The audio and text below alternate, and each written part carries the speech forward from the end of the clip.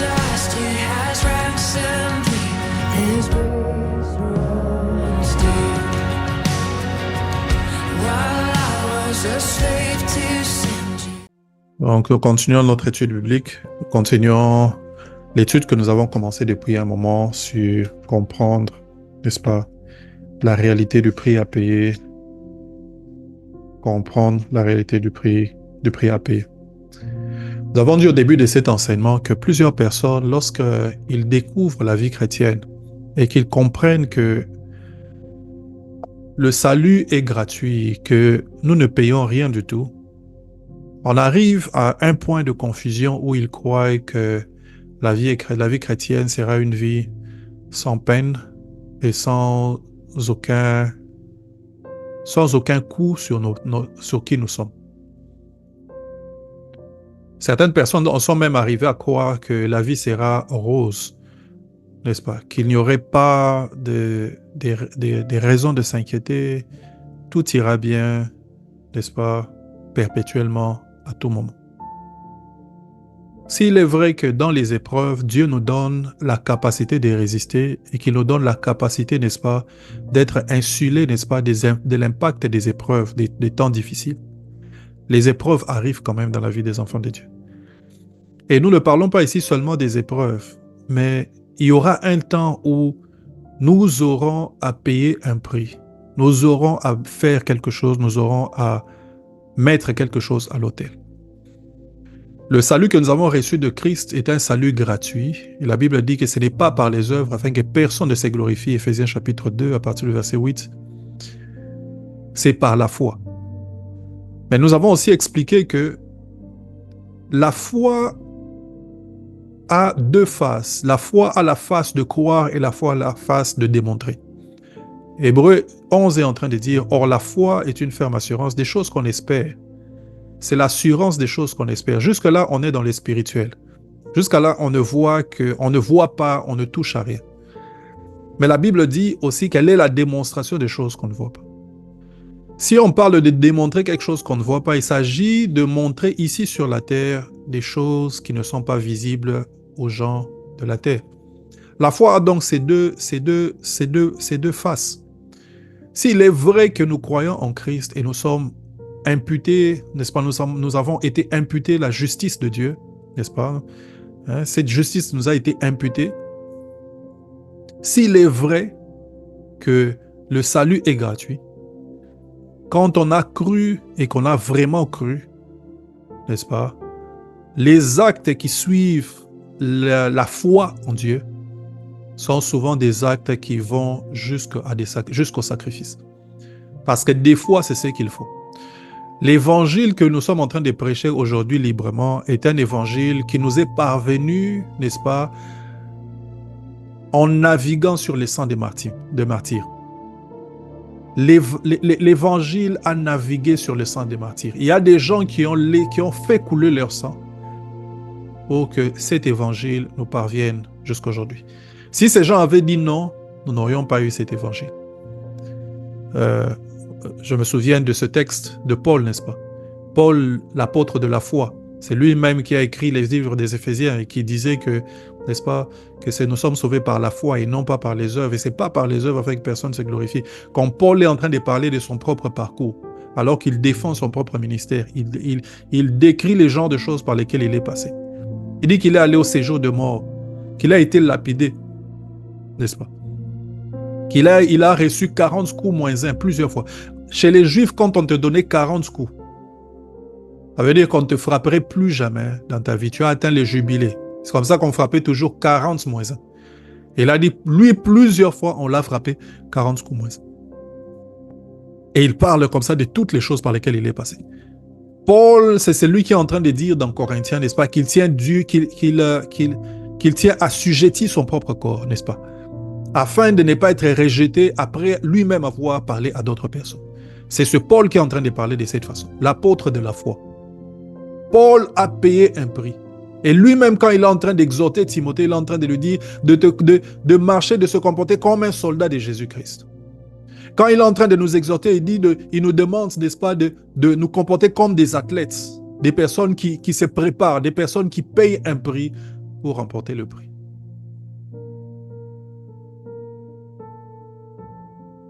La foi se démontre. Et une vraie foi se démontrera toujours. Une vraie foi se verra par ce qu'on dit. Une vraie foi se verra par ce qu'on fait. Une vraie foi se verra, n'est-ce pas, par notre façon d'engager, par notre façon d'engager, n'est-ce pas, notre temps. Une vraie foi se verra par les types de convictions que nous avons. On le verra, on peut sentir la foi que tu as.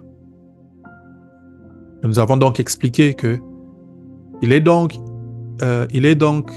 futile ou même illusoire de se dire que tu es entré dans la vie chrétienne, tout sera rose et tu n'auras aucun prix à payer. Tout ce que toi tu auras à faire, c'est d'être comme un gardien des buts qui reçoit les ballons. Toi, tu ne fais que recevoir. Quand tu vas à l'église, les seules choses que tu fais, c'est de recevoir, n'est-ce pas? Quand on dit reçois, toi tu reçois, mais tu ne donnes jamais. Mais tu ne payes jamais aucun prix. Mais tu ne mets jamais rien à l'autel. Mais Dieu ne reçoit jamais rien. Mais ta chair ne souffre jamais, n'est-ce pas, pour le compte du royaume. N'est-ce pas? Vous savez, certaines personnes sont converties un peu comme parce qu'ils savent que c'est, comme on dit en anglais, it's the better deal. N'est-ce pas?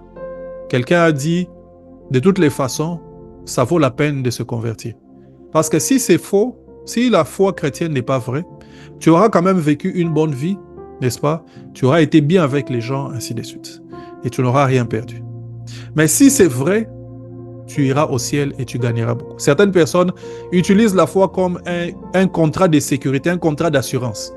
Je me convertis au cas où c'est vrai pour que j'aille au ciel. Mais jamais ne mettre rien à l'autel pour le Seigneur. Jamais ne paye aucun prix. Pourquoi? Parce que dans notre mentalité, on pense à la gratuité du salut, mais on ne voit pas le prix que nous avons à payer. On ne voit pas les choses que nous avons à donner pour que l'Église puisse aller de l'avant, pour que l'Évangile puisse avancer. On ne voit pas on ne se considère pas, n'est-ce pas, comme des sacrifices pour Dieu. D'ailleurs, on a déjà défini les genres de sacrifices que nous, on peut faire et des sacrifices que l'on ne peut pas faire.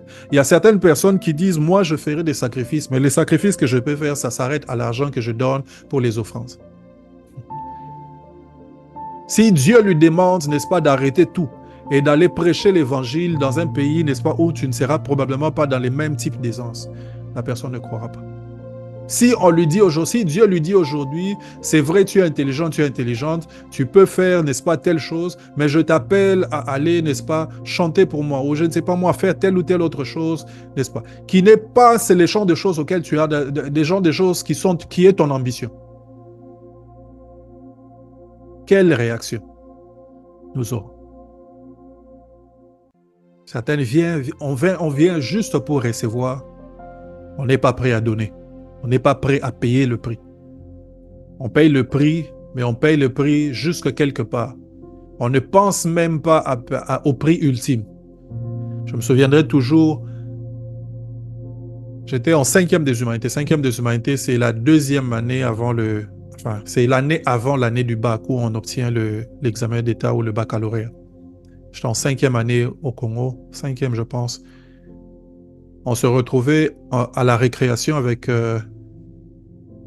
des amis chrétiens et on partageait la parole de Dieu. C'est comme ça qu'on passait notre temps à la récréation. Et je me souviendrai toujours ce jour-là où on s'est réunis. Un des frères, Jeff Okeng, qui est maintenant en Belgique, pasteur en Belgique, qui me dit, qui arrive et qui commence qui avait un air tout triste. Et on lui pose la question, qu'est-ce qui se passe?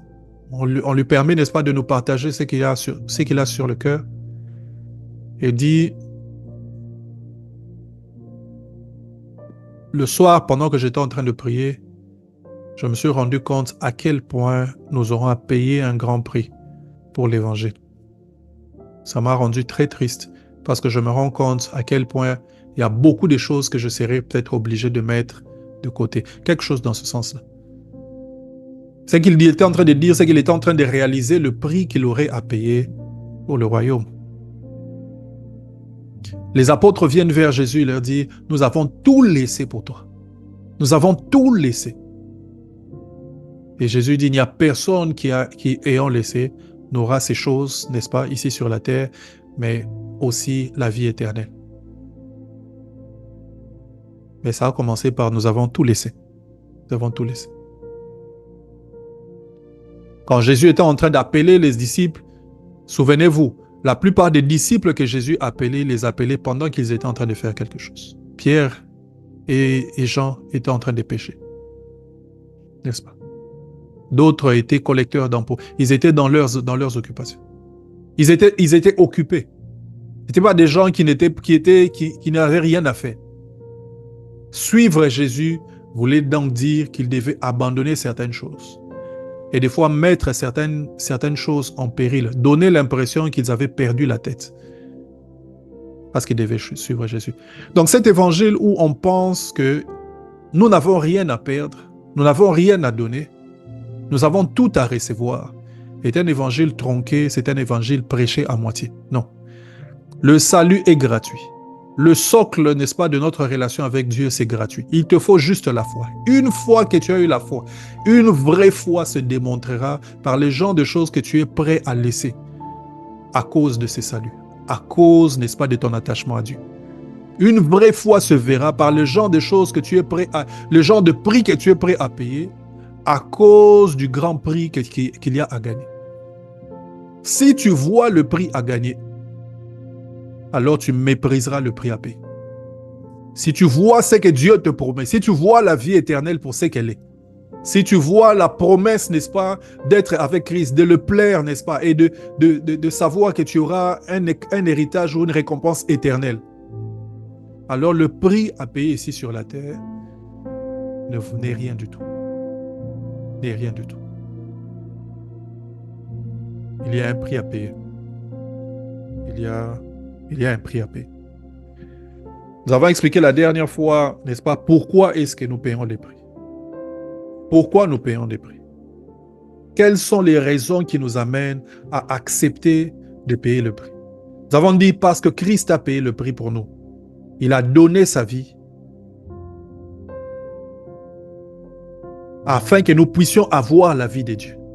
C'est la première raison et la raison la plus importante. Christ est bon pour nous. La deuxième, c'est qu'il nous a aimés jusqu'au sacrifice. Alors nous aussi, nous l'aimons jusqu'au sacrifice. N'est-ce pas? Nous payons le prix parce que nous réalisons l'amour de Dieu. Parce que nous réalisons qui il est. Parce que nous réalisons ce qu'il nous a donné. Si nous avons une vraie intimité avec Dieu, si nous sommes réellement proches de Dieu, alors nous réaliserons qu'il n'y a rien qui ait tant d'importance que nous ne pouvons pas mettre à l'autel à cause de lui. Nous avons dit la troisième raison, c'est que comparer à Christ, tout ce que nous avons, tout ce que nous pouvons avoir, peut être perdu. J'utilise le mot, un néologisme, je dis, peut être perdable. Tout ce que nous avons, quand nous regardons Jésus, quand nous voyons qui il est, quand nous voyons ce qu'il fait pour nous, tout ce que nous avons peut être perdu. La troisième raison qui nous amène à payer le prix,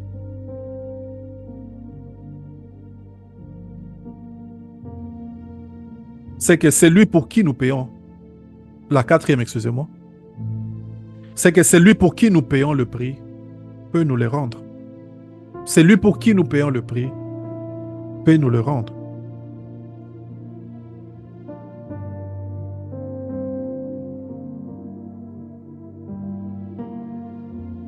Je vous ai cité ce texte, n'est-ce pas, où Pierre est en train de dire à Jésus, « Seigneur, nous avons tout quitté. Nous avons tout quitté. » Et Jésus lui dit, « Il n'y a personne qui, ayant quitté père, mère, frère, ainsi de suite, ne reçoive cela au centuple et la vie, en plus de la vie éternelle. » Nous avons tout quitté. C'est lui pour qui nous payons le prix est capable de nous les rendre et même nous donner plus. Et nous avons dit, n'est-ce pas, la cinquième raison, c'est que la puissance de Dieu se libère souvent dans le contexte du sacrifice. La puissance de Dieu se libère souvent dans le contexte du sacrifice. Tant qu'un sacrifice n'est pas fait, souvent la puissance de Dieu ne se manifeste pas. C'est pour ça qu'il fallait que Jésus aille à la croix avant que le Saint-Esprit ne descende. Si Jésus n'était pas allé à la croix, et lui-même le dit mieux, n'est-ce pas? Il vous est avantageux que je m'en aille. Parce que si je ne m'en vais pas, le Consolateur, n'est-ce pas, ne viendra pas. Mais si je m'en vais, je vous l'enverrai. Pour que la puissance de Dieu se manifeste, souvent, il faut un sacrifice. Je ne demande pas maintenant de commencer à aller couper des morceaux de poulet, ainsi de suite. Non, non. Mais des fois, il s'agit du sacrifice de nos vies. Il s'agit des fois du sacrifice des choses qui nous tiennent à cœur. Il s'agit souvent des sacrifices, n'est-ce pas, des choses qui sont importantes pour nous. Il s'agit des fois des sacrifices, n'est-ce pas, de nos ambitions. Il s'agit des fois du sacrifice, n'est-ce pas, de notre propre temps. Il s'agit dans le contexte des sacrifices, lorsque nous mettons, n'est-ce pas, des choses à l'autel. Lorsque, comme Élie, nous préparons l'autel et nous mettons le sacrifice, alors le feu descend. Souvent, la puissance de Dieu se manifeste dans le contexte du sacrifice. Puissance de Dieu dans le contexte, n'est-ce pas, de l'évangélisation. Puissance de Dieu dans le contexte des guérisons. Puissance de Dieu dans le contexte, n'est-ce pas, des ouvertures surnaturelles. Puissance de Dieu dans le contexte, n'est-ce pas, je ne sais pas moi. La puissance de Dieu dans souvent un sacrifice. Et c'est lui, n'est-ce pas, qui ouvre cela. Souvent un sacrifice. Je suis conscient que des fois, ceux qui ont prêché, comme je suis en train de le faire, ont utilisé ça comme une opportunité de faire des appels de fonds. Je ne ferai pas des appels de fonds. Mais si tu es enfant de Dieu, tu peux aussi comprendre que même l'argent peut être un sacrifice. N'est-ce pas, de l'argent que tu donnes. Je vous raconterai une histoire que nous avons vécue dans ma propre famille. Je crois que à ce stade, ce sont des choses dont je peux parler. À un moment de notre vie, mon père ayant tout perdu, mes parents ayant tout perdu de là où ils étaient, n'est-ce pas, dans une grande entreprise minière, aller à Kinshasa, dans le centre, dans la capitale, n'est-ce pas, refaisant tout presque à zéro, ayant perdu des parcelles, beaucoup de choses, n'est-ce pas, ils se sont retrouvés dans des situations, dans des situations très difficiles, à cause, n'est-ce pas, des influences spirituelles, qui se sont de toutes les façons avérées vraies plus tard. Je n'en dirai pas plus ici. Et donc, il y avait une telle crise dans la maison. Je crois que quelque temps avant, mon père venait de perdre des camions qu'il avait achetés pour faire du commerce, ainsi de suite. Les camions sont partis et sont tombés en panne sur la route. On ne sait pas ce que c'est devenu. Donc, il a tout perdu comme ça.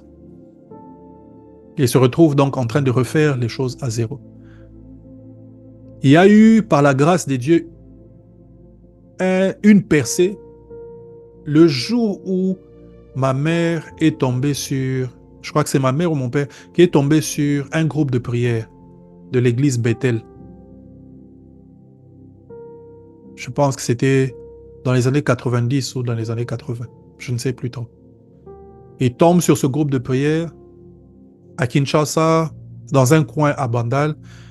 Ce sont des gens qui sont en train de prier la nuit, faire une nuit de prière, et ils entrent là-bas. Et de fil en aiguille, ils découvrent la foi chrétienne. Mon père va entendre le pasteur prêcher, n'est-ce pas, à Limete. Il a été tellement touché qu'il revient, il amène ma mère, ainsi de suite. Et ils ont commencé comme ça à mettre leur foi en Dieu. Et c'est comme ça que toute la famille a commencé à découvrir la vie chrétienne. Mais c'est allé comme ça de fil en aiguille. Et à un moment de leur marche, l'église Bethel, que certains d'entre nous peuvent connaître à Limete, devait construire le temple que l'on connaît aujourd'hui là. Ils devaient construire le temple et ils ont fait un appel de fonds. Ils ont demandé aux personnes de bonne volonté et qui ont des moyens d'apporter de l'argent pour que l'on puisse construire un temple, pour que le peuple de Dieu puisse se retrouver, n'est-ce pas, ouvert pour adorer le Seigneur. Mon père a entendu l'appel, je pense que c'est mon père, revient, en parle à ma mère. Ma mère dit, écoute, si c'est pour l'œuvre de Dieu, allons-y. Ce qu'ils ont fait, c'est qu'ils ont vendu la maison dans laquelle on habitait à Bandal. sur l'avenue Luango, si je ne me trompe pas. Ils ont vendu cette parcelle. Comme ils venaient d'acquérir une autre parcelle dans le quartier Jamaïque et la maison qui était là était encore inachevée, ils ont vendu cette parcelle. Je me souviendrai toujours du chiffre. Un jour, je poserai la question à mon père pour me rassurer que c'est le bon chiffre. Mais il m'a dit que c'était l'équivalent de 140 000 zaïrs. C'est le prix de la vente sur la parcelle. Et on demandait environ 120 000 zaïrs pour un certain nombre de travaux. Ils ont pris les 120 000, ils ont donné le reste, ils sont amenés. Et mon père ou ma mère me raconte dernièrement, il me dit, le jour où ils apportent l'argent, où mon père apporte l'argent au pasteur, le pasteur lui dit, refuse de prendre ça. Le pasteur Mbie, le père de pasteur Moïse Mbie, il refuse de prendre l'argent, il dit, non, je ne peux pas prendre ça. Tu es jeune, ainsi de suite. Pourquoi tu fais? Il dit, non, non, on donne pour l'œuvre de Dieu, pour avancer, pour faire avancer l'œuvre de Dieu. Ils ont pris, ils ont donné, et ils ont fait ce qu'ils pouvaient faire après. Mais c'était là, à ce moment-là, que le déclic a commencé. Bien que les choses n'étaient pas devenues roses tout d'un coup. Mais c'est là où il y a eu un souffle frais, n'est-ce pas, qui est arrivé, n'est-ce pas, dans la famille. Parce qu'il a commencé à avoir restauration sur le point de vue financier, des affaires, des choses commençaient à marcher de plus en plus. À un moment, mon père avait une des pharmacies les mieux fournies sur la ville de Kinshasa. La pharmacie était située sur l'avenue Kasavubu, c'est vers Victoire. Il n'y avait pas beaucoup de pharmacies à l'époque, mais tout le monde savait que si vous voulez trouver un certain type de produit, c'est là-bas qu'il fallait trouver. N'est-ce pas? C'est ça l'histoire. Plus tard, il y a beaucoup d'autres choses qui sont passées plus tard, mais je voulais juste nous rappeler, n'est-ce pas, que même nos finances ne sont pas épargnées. Et donc, lorsqu'on s'approche de Dieu et que l'on a vraiment foi en Dieu, que l'on comprend la notion du prix à payer, on comprend que même nos finances ne doivent pas être épargnées. On comprend que notre temps ne doit pas être épargné, notre jeunesse ne doit pas être épargnée. On se donne à Dieu, mais on se donne à Dieu totalement. On se donne à Dieu totalement. On ne garde rien. On ne garde rien. La puissance de Dieu se libère souvent dans le contexte du sacrifice. La 6e raison que nous avons donnée, c'est que plusieurs meurent aujourd'hui dans le monde. Il y a plusieurs personnes qui meurent dans le péché. Pour que ces personnes puissent connaître Dieu, il faut que certaines personnes payent le prix de leur faire connaître Dieu. Il faut que les gens payent le prix. Je parle ici particulièrement de la mission, n'est-ce pas, de l'Église, qui est de celle de faire connaître la parole de Dieu, la parole de Christ. Alors, quelles sont nos priorités aujourd'hui? Quelles sont nos priorités? Je ne suis pas venu dire à quelqu'un de tout abandonner. Mais je n'empêcherai personne qui a foi en Dieu, n'est-ce pas, de prendre des décisions des fois qui ont l'air difficiles parce qu'ils croient en Dieu. Parce que soit on est sérieux avec la foi que l'on a en Dieu, soit nous ne le sommes pas. Mais être sérieux avec la foi qu'on a en Dieu se manifeste ou se fait voir par le type de sacrifice que tu es capable de faire pour lui.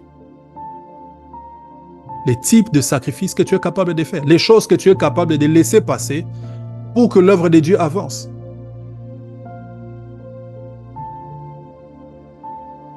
On dit que Livingstone, n'est-ce pas, ce missionnaire qui est arrivé au Congo et qui longeait, n'est-ce pas, le fleuve, est mort là-bas, quelque part dans un village, je ne sais pas. Il est venu avec le cœur de faire connaître Dieu. Il est parti, il a tout laissé derrière lui. Il est mort là-bas. Et plusieurs missionnaires, de la même manière, sont partis, entrer dans des villages, aller là où d'autres personnes n'allaient pas, pour que des gens qu'ils ne connaissent pas puissent recevoir l'évangile.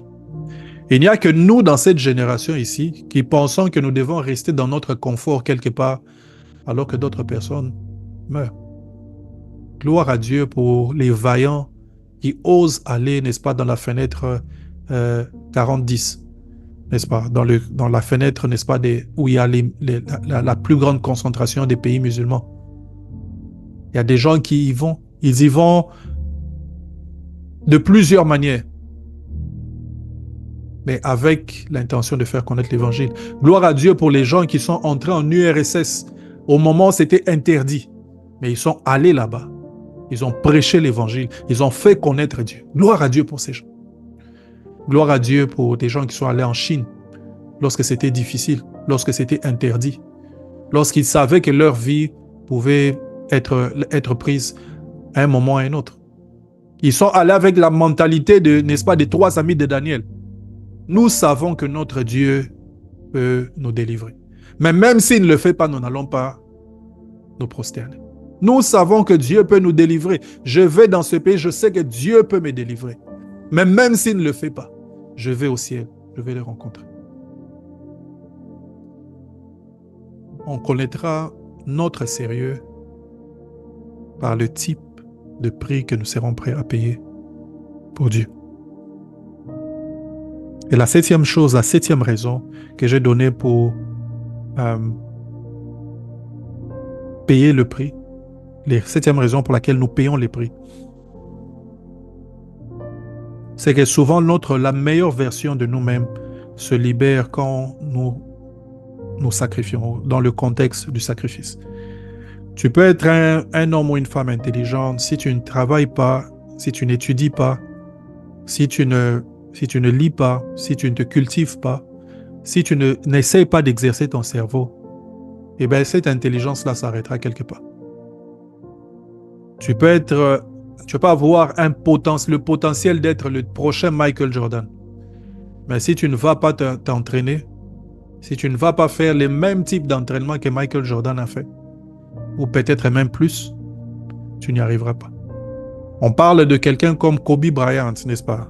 Ce basketteur américain est connu pour être un des plus grands bosseurs dans la ligue, à la NBA, pendant qu'il était vivant. On dit qu'avant le match, il était là sur le terrain en train de shooter. Après les matchs, il retourne en train de shooter. Plusieurs fois, après avoir perdu un match, il retourne sur le terrain, il va shooter. La meilleure version de nous-mêmes se manifeste dans le contexte du sacrifice. Dans le contexte du sacrifice. Si nous n'acceptons pas le sacrifice, nous ne manifesterons pas qui nous sommes. Quand Paul parle à Timothée, il lui dit « Donne-toi tout entier à ces choses, afin que tes progrès soient évidents. » Il dit « Donne-toi tout entier à elle, afin que tes progrès soient évidents. » Donne-toi tout entier à elle. Donne-toi tout entier. Ça veut dire quoi, se donner tout entier? Ça veut dire que tu sacrifies beaucoup de choses pour te focaliser sur des choses qui sont importantes pour ta vie. Les domaines de ta destinée. Tu restes là, tu travailles jusqu'à ce que cette personne que tu es à l'intérieur puisse finalement sortir. Donne-toi tout entier à elle, afin que tes progrès soient évidents. Donne-toi tout entier à elle, afin que tes progrès soient évidents. Le meilleur médecin, la personne qui a le plus grand potentiel en médecine, s'il ne travaille pas, n'est-ce pas, à comprendre et à connaître, n'est-ce pas, les procédures médicales, ne sera jamais un bon médecin. Jamais. Jamais. La personne avec le moindre potentiel qui travaille le plus produira des résultats plus grands que la personne avec les plus grands potentiels, mais qui ne travaille pas son potentiel. Si nous voulons être au maximum de qui nous sommes, nous devons payer le prix. Nous devons accepter de payer le prix. Nous devons accepter la notion du sacrifice. C'est comme ça que Jésus est en train de dire, si le grain de blé ne meurt, il reste seul. Si le grain de blé ne meurt, il reste seul. Plaise à Dieu que nous ne restions pas seuls, mais que nous produisions des fruits. Alors nous avons commencé à parler des prix que nous payons. Nous avons commencé à parler des prix. Nous avons parlé des 3 prix que nous pouvons payer dans la marche. Le premier prix, nous avons dit, c'est le prix du temps.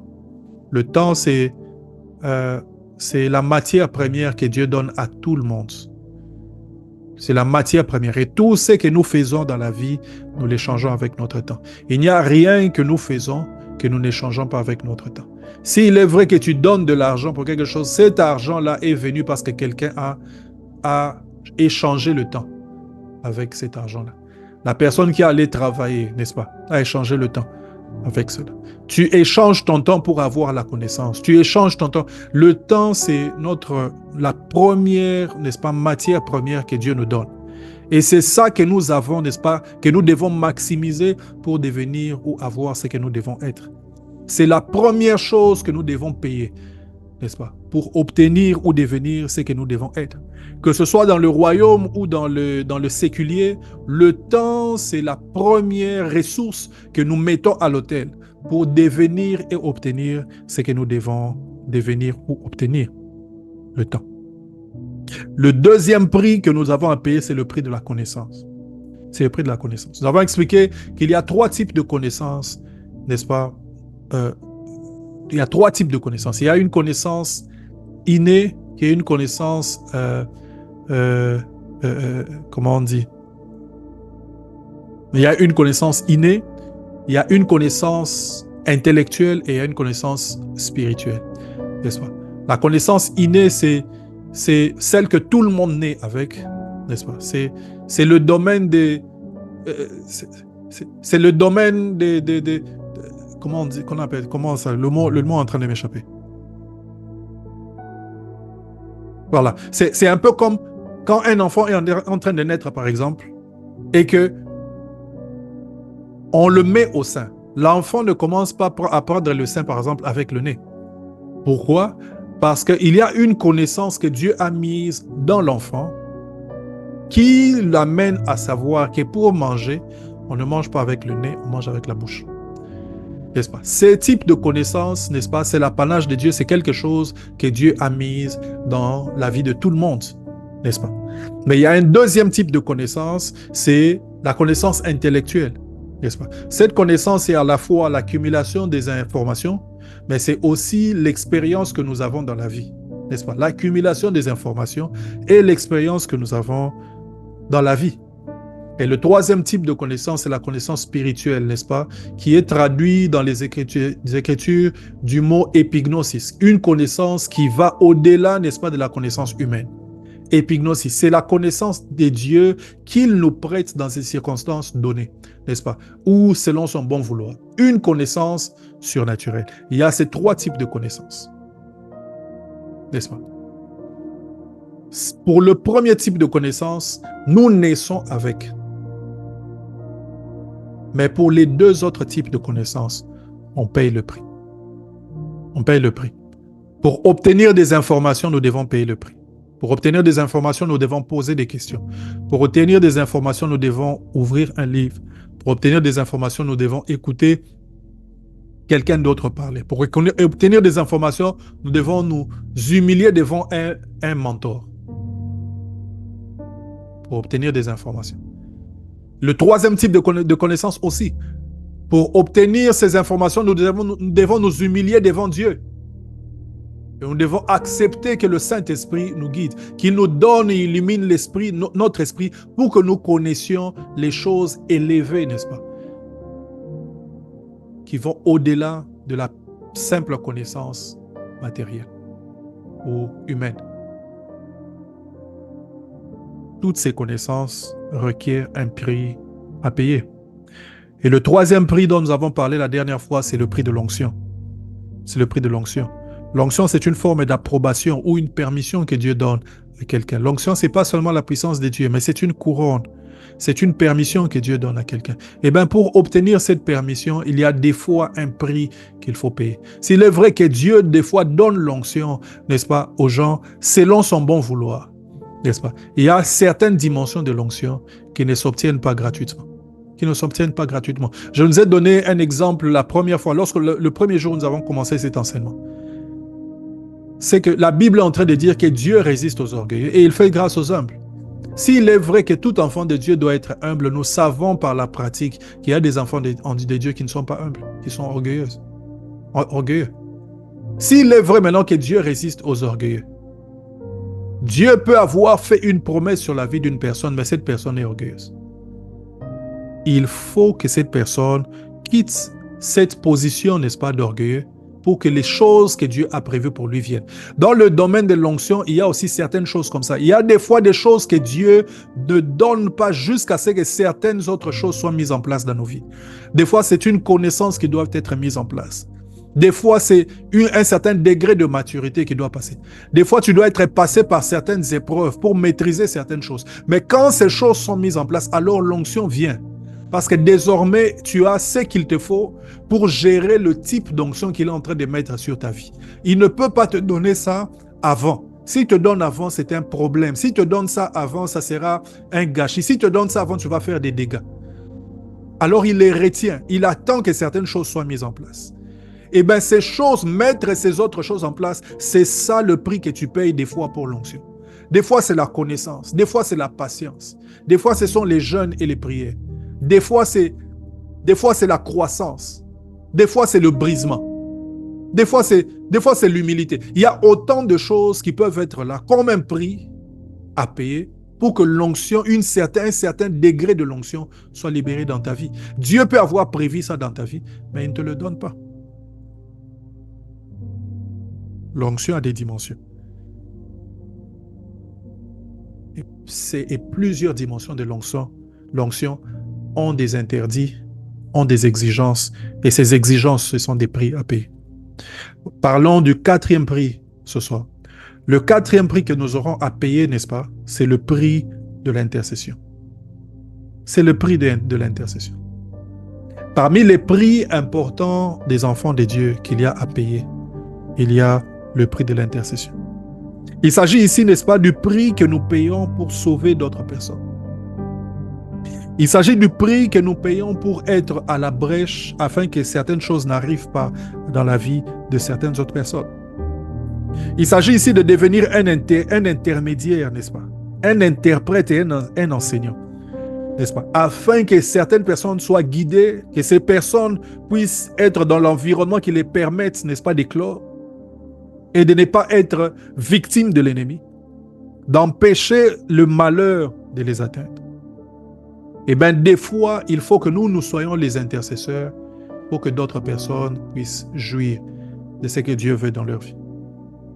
Et des fois, c'est ça notre part, et des fois, c'est notre prix à payer. Des fois, il faut que nous soyons les intercesseurs pour que certaines personnes entrent dans la gloire. Des fois, il faut que nous soyons les intercesseurs afin que certaines personnes soient délivrées. Des fois, l'histoire ne tourne pas autour de nous. Des fois, nous sommes juste des accompagnateurs, des intercesseurs, des personnes qui faisons à ce que les choses arrivent, mais que l'on ne sait même, que l'on ne connaît pas, que l'on ne voit pas.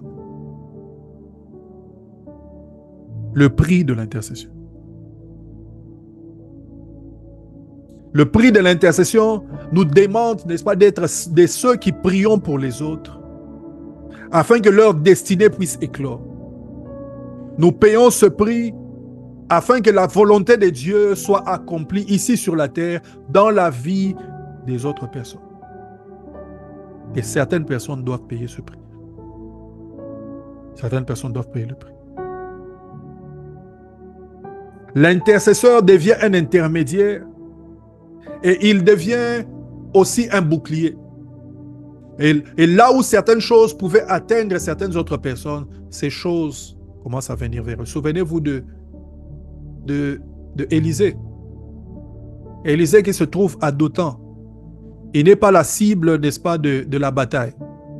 Mais Élisée devient la cible de la bataille parce qu'il est devenu un intermédiaire. Élisée est en train de dire à Israël comment Israël doit se comporter. Israël est protégé. On n'attaque même plus Israël, mais c'est Élisée qu'on est en train d'attaquer. Pourquoi? Parce que Élisée est l'intercesseur.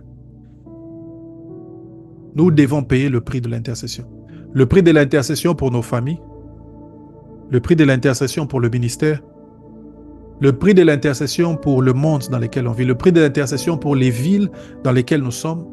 Nous devons payer le prix de l'intercession pour le pays dans lequel nous sommes. Nous devons payer ce prix-là de l'intercession, n'est-ce pas, pour un frère, une sœur, une personne à côté de nous. Nous devons nous positionner, n'est-ce pas, comme une barrière pour certaines autres personnes. Parce qu'il ne s'agit pas toujours de nous. Nous ne sommes pas toujours ceux qui devons recevoir. Des fois, nous sommes ceux qui devons donner. Et quand il s'agit de l'intercesseur, L'intercesseur a directement, n'est-ce pas, la mentalité des personnes qui donnent. L'intercesseur ne cherche pas à être vu. Le ministère de l'intercession, c'est un ministère caché. C'est un ministère qui ne cherche pas la gloire. C'est un ministère qui cherche la gloire des autres. Le ministère de l'intercession, c'est comme le ministère, c'est comme le rôle, n'est-ce pas, de la racine pour l'arbre. S'il est vrai que l'arbre, les fleurs et les feuilles prennent toute la gloire, et des gens viennent à l'ombre, ils se disent, n'est-ce pas, quel bel arbre. Ils disent, les fruits sont succulents. Ils sont en train de voir les feuilles, ils disent, ce sont des belles feuilles. Le travail est fait par les racines. C'est que les gens ne voient pas, c'est à quelle profondeur les racines sont allées. Et ces racines doivent aller dans tous les sens, n'est-ce pas, et rester dans cet environnement sale. C'est dans ces racines que l'on met, n'est-ce pas, les fumiers. N'est-ce pas? Ce sont ces racines, n'est-ce pas, qui rencontrent des rocs, qui rencontrent, n'est-ce pas, des obstacles, mais qui doivent aller le plus loin possible pour avoir les nutriments nécessaires pour que l'arbre soit ce qu'il est. L'histoire ne tourne pas toujours autour de nous. Nous ne devons pas toujours être ceux qui recevons. Nous ne sommes pas toujours, n'est-ce pas, au centre de l'histoire. Nous ne sommes pas toujours ceux qui devons avoir la gloire.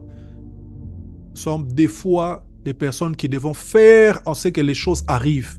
Mais nous ne recevons rien de tout cela. Notre gloire, c'est de voir que c'est pourquoi nous avons prié est arrivé. Et le nom du Seigneur est glorifié. Et c'est ça le ministère de l'intercession. C'est ça le ministère de l'intercession. Quand il s'agissait de Jésus et de Pierre, Pierre, n'est-ce pas, et Jésus est, n'est-ce pas, à Gethsémane, en train de prier. Et quand Pierre arrive, il lui dit, moi je ne t'abandonnerai pas. Et Jésus lui dit, je te dis, quand le coq aura chanté 3 fois, tu m'auras abandonné. Mais j'ai prié pour toi. Il dit, mais j'ai prié pour toi. J'ai prié pour toi. Le Pierre à qui on était en train de parler ne comprenait pas qui il était. Il ne savait pas quel était le rôle qu'il devait jouer. Pierre était en train de suivre Jésus, avait découvert que Jésus était le Messie. Et jusque-là, il suivait, il était en train de défendre Jésus. Mais Pierre ne comprenait pas son rôle important. Le rôle qu'il avait en tant qu'apôtre quand Jésus serait parti. Et Jésus, quand lui, il est en train de prier pour Pierre, il est en train de prier pour que ce Pierre-là, l'apôtre, puisse prendre forme. C'est lui qui est devenu plus tard la colonne de l'Église, une des colonnes de l'Église. C'est pour lui que Jésus était en train de prier. Au moment où Jésus était en train de prier, il ne se considérait plus comme au centre de l'histoire. Il disait, Satan t'a réclamé pour te cribler comme le froment. Il dit, mais j'ai prié pour toi. J'ai prié pour toi. Et il lui dit, et quand toi tu seras affermi aussi les autres. Jésus, pourquoi tu ne pries pas pour que les autres soient affermis? Non. Jésus sait que je n'ai pas besoin de prier pour tout le monde, j'ai seulement besoin de prier pour Pierre. Quand Pierre sera affermi, il affermira les autres. Quand Jésus est parti, le Saint-Esprit est descendu, c'est Pierre qui a pris la parole. Un pécheur, c'est lui qui a pris la parole. Homme, frère israéliste. Ces hommes ne sont pas ivres de vin doux. C'est la promesse que Dieu avait dit, ainsi de suite. C'est pour ce Pierre que Jésus est en train de prier. Nous devons à un moment payer le prix de l'intercession. Le prix de l'intercession qui nous amène à prier encore jusqu'à ce que l'on voit les résultats dans la vie de la personne pour laquelle on est en train de prier. Le prix de l'intercession qui nous amène à nous effacer nous-mêmes jusqu'à ce que la personne pour laquelle on est en train de prier ou la chose pour laquelle on est en train de prier arrive. Le prix de l'intercession qui ne voit pas notre gloire, qui voit la gloire du royaume et la gloire de Dieu. Gloire à Jésus. C'était le 4e prix à payer. Je vous ai dit la dernière fois, je vous cite quelques prix que nous aurons à payer, pas dans un ordre particulier, mais certaines choses qui sont des prix. Parce que le grand thème, c'est comprendre la réalité du prix à payer. Et je suis en train de nous montrer des prix que nous aurons à payer dans notre marche avec Dieu. Cinquième prix que nous aurons à payer, c'est le prix, n'est-ce pas, du combat spirituel. C'est le prix du combat spirituel. Il s'agit ici du prix que nous payons en nous engageant, n'est-ce pas, sur le champ de bataille spirituel. La Bible reconnaît que le diable qui a été vaincu n'est pas mort, n'a pas été annihilé. Le diable existe encore. S'il est vrai qu'il est vaincu, il ne s'avoue jamais vaincu. Et donc le combat spirituel n'a jamais été fini. S'il est vrai que nous sommes déjà vainqueurs, le combat est encore là. Il est là. Pourquoi et comment est-ce que nous savons qu'il est là? Parce que les apôtres nous disent qu'il est là. Et Pierre est en train de nous dire, n'est-ce pas, soyez sobres, car votre adversaire, le diable, rôde comme un lion rugissant, cherchant qui dévorer. Pierre ne nous dirait pas une telle chose si ce n'était pas vrai. Pierre est en train de nous mettre en garde pour nous dire que notre adversaire, le diable, est en train d'éroder. Et il cherche à qui dévorer. Et il utilise une image qui devrait nous permettre de comprendre la férocité, n'est-ce pas, du combat dans lequel on est en train de se trouver. Il dit, le diable rôde comme un lion rugissant. Il rôde comme un lion rugissant, c'est-à-dire qu'il se cache et nous ne saurons pas toujours le voir. Nous ne saurons pas toujours que c'est lui. Mais aussi, il rôde comme un lion rugissant veut dire qu'il peut bondir sur nous à n'importe quel moment et s'il met la main sur nous, ça sera pour nous déchirer. Le combat spirituel est réel. Nous savons qu'il est aussi réel parce que Paul est en train de nous en parler. Dans Éphésiens, il est en train de dire de nous armer, n'est-ce pas, de nous habiller ou de prendre sur nous, n'est-ce pas, les armes spirituelles. Il dit de prendre sur nous les armes spirituelles. J'aimerais même lire ce texte, Éphésiens chapitre 5.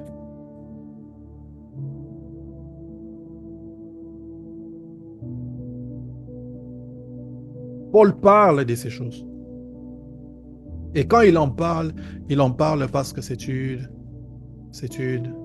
réalité. Regardez ce qu'il dit, Éphésiens chapitre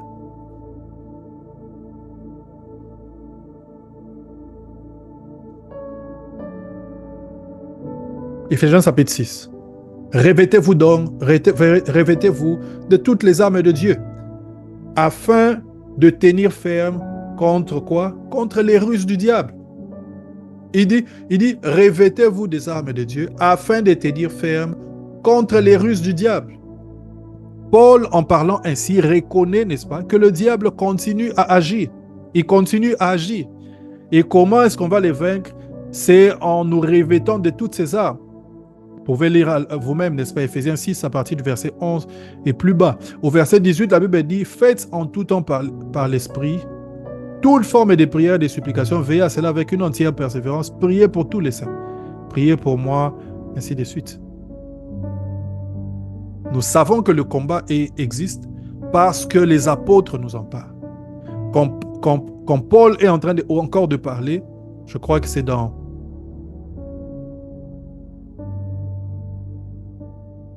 Corinthiens, il est en train de dire, dans 2 Corinthiens chapitre 2, verset 11, il est en train de dire, je lis au partir du verset 10, il dit, « Or, à qui vous pardonnez, je pardonne aussi, et ce que j'ai pardonné, si j'ai pardonné quelque chose, c'est à cause de vous, en présence de Christ, afin de ne pas laisser à Satan l'avantage sur nous, car nous n'ignorons pas ses desseins. » Paul, quand il est en train de parler, il parle comme quelqu'un qui est conscient de la réalité, n'est-ce pas, de Satan. Il sait que Satan a été vaincu. Mais quand il parle, il sait que Satan est encore en train de se promener. Il est là. Et ses anges ou ses acolytes sont aussi là. Donc la réalité de ce combat existe. Et les apôtres nous en parlent. Les apôtres nous en parlent. Et tout chrétien qui est né de nouveau est d'office engagé dans ce combat. Il n'y a aucun chrétien qui est soustrait de ces combats. Il n'y a personne qui a le luxe de dire moi, j'ai fait la paix avec le diable. Drapeau blanc. Non. Il n'y a personne qui a le luxe de le dire. Si tu es enfant de Dieu, tu es automatiquement dans ce combat. Automatiquement. Il y a donc un combat que nous sommes en train de livrer. Il y a donc une résistance, n'est-ce pas, à ce que nous sommes en train de faire. Alors que nous voulons faire avancer le royaume de Dieu, le diable cherche à nous maintenir, n'est-ce pas, et à nous détruire. Alors que nous voulons faire avancer nos vies, le diable veut mettre des embûches. Alors que nous voulons voir nos enfants avancer, le diable veut les détruire. N'est-ce pas? Alors que nous voulons voir un pays prospère, n'est-ce pas? Alors que nous voulons voir des familles, n'est-ce pas, prospères, le diable veut les détruire, n'est-ce pas? Et on est en train de le voir dans la société aujourd'hui, avec tout ce qui se passe, n'est-ce pas, comme poussé dans le sens, n'est-ce pas, des relations, n'est-ce pas, des relations, comment dire, contre nature, n'est-ce pas? Et le diable veut détruire, n'est-ce pas? Tout ce que nous sommes en train de faire, il veut détruire. Ainsi, le combat spirituel devient un prix que nous payons en tant qu'enfant de Dieu. Si tu es un enfant de Dieu, tu dois savoir, n'est-ce pas, que tu seras engagé dans le combat spirituel ou tu es engagé dans le combat spirituel, n'est-ce pas? Et le combat spirituel nécessite, n'est-ce pas, que l'on soit enseigné, que l'on soit préparé, que l'on sache comment est-ce que l'on se comporte dans ce contexte-là. C'est important pour que l'ennemi n'ait pas l'avantage sur nous. C'est important pour que nous puissions nous comporter ou que nous puissions remporter, n'est-ce pas, la victoire, n'est-ce pas, dans ces combats avec les armes de Dieu. C'est important, n'est-ce pas? Mais il y a un prix à payer. Il y a un prix, c'est le prix de ce combat, n'est-ce pas? Nous payons ce prix, n'est-ce pas, du combat spirituel pour nous-mêmes. Nous payons ce prix du combat spirituel pour l'Église. Nous payons ce prix du combat spirituel pour des nations. Nous payons le prix pour d'autres personnes. Nous payons le prix du combat spirituel, n'est-ce pas, où nous sommes, n'est-ce pas, en train, n'est-ce pas, de combattre, ou comme on dit en anglais, to wrestle. Je crois que le mot wrestle en anglais est beaucoup plus correct, plus précis que le mot combattre, n'est-ce pas? Mais voilà, donc combattre en français. Nous combattons, n'est-ce pas, spirituellement. Combattons spirituellement.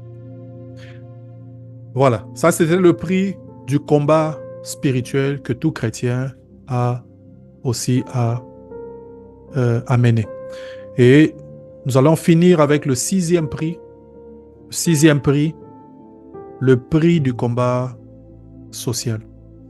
Le prix du combat social. Quand on parle ici du combat social, il s'agit ici, ou on veut ici faire allusion à tout ce que nous aurons à rencontrer dans le contexte de la société dans laquelle nous nous trouvons. Toutes les choses que nous aurons à rencontrer dans le contexte de la société dans laquelle nous vivons et qui vient en opposition à nos convictions et qui vient en opposition à notre foi, à notre vie chrétienne. Eh bien, il y a un combat dans la société. Et il y a un prix que nous avons à payer, n'est-ce pas? Nous devons faire face avec intégrité, n'est-ce pas, à ce combat social. Il y a des sociétés dans lesquelles on vit, n'est-ce pas, qui nous imposent de vivre d'une certaine façon. Nous imposent de vivre, n'est-ce pas, dans l'impudicité, par exemple.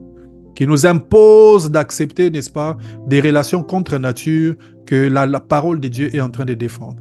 Qui veut imposer, n'est-ce pas, de vivre dans la corruption, qui veut imposer de vivre dans la haine, n'est-ce pas, et qui veut imposer un certain type de vie, n'est-ce pas.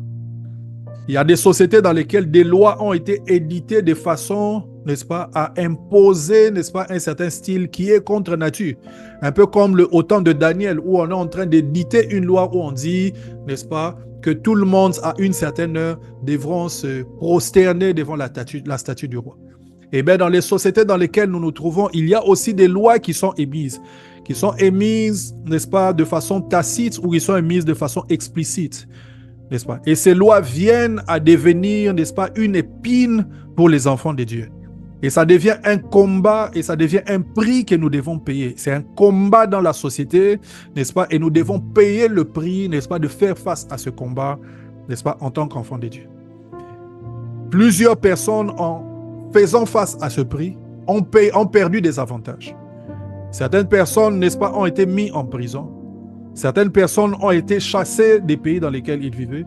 Certaines personnes ont perdu beaucoup de choses, n'est-ce pas? Mais si notre foi est une foi réelle, si nous sommes véritablement enfants de Dieu, si nous avons donné notre vie en Christ, n'est-ce pas? La foi que nous avons en Dieu produira des œuvres.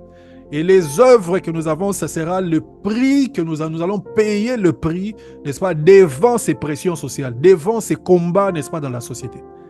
Nous allons payer ce prix. Nous allons payer ce prix.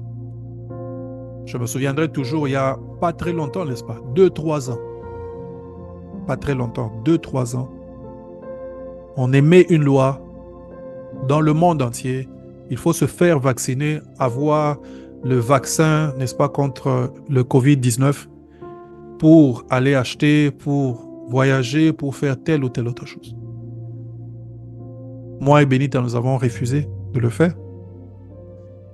La conséquence, c'était qu'il y a beaucoup de choses qu'on ne pouvait pas faire. Quand on nous invitait quelque part, on leur disait, nous ne sommes pas vaccinés. Si ça vous dérange, on reste à la maison. Si vous êtes d'accord, on vient vous voir. Il n'y a pas de problème. Il y a des gens qui avaient réellement peur. Il y avait des gens qui pensaient qu'on avait perdu la tête, qu'on était dans les théories du complot. 3 ans plus tard, toutes ces personnes ont eu tort et nous avons eu raison. Eh bien, il y aura des lois comme celle-là. Des lois qui vont faire pression sur des gens. Des lois qui vont venir de nature à être une barrière ou une épine pour toi, pour ta vie chrétienne.